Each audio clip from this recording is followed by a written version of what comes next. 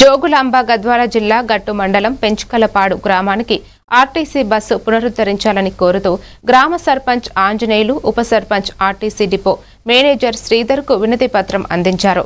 గత 15 ఏళ్లుగా నడిచిన బస్సు నిలిపివేయడంతో విద్యార్థులు, మహిళలు ఇబ్బందులు పడుతున్నారని తెలిపారు. గ్రామానికి బస్సు సర్వీసు వెంటనే పునరుద్ధరించాలని కోరారు. దీనిపై డిపో మేనేజర్ సానుకూలంగా స్పందించి బస్సు నడిపేందుకు అంగీకరించినట్లు వారు తెలిపారు.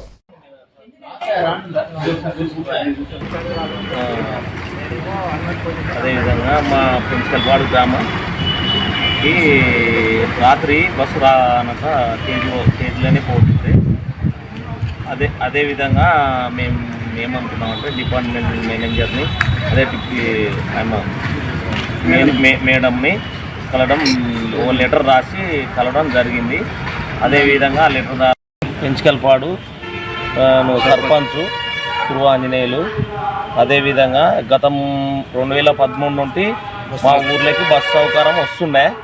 అదే ఒక 10 రోజుల కింద మాకు బస్సు ఊర్లోకి రైటు రాకుండా బంద్ చేసినారు. అదేవిధంగా బంద్ చేస్తే మేము లెటర్ ప్యాడ్ తీసి మేనేజర్ సార్కి, మేడం గారికి ఇవ్వడం జరిగింది. ఆ లెటర్ ఇవ్వడం వలన మాకు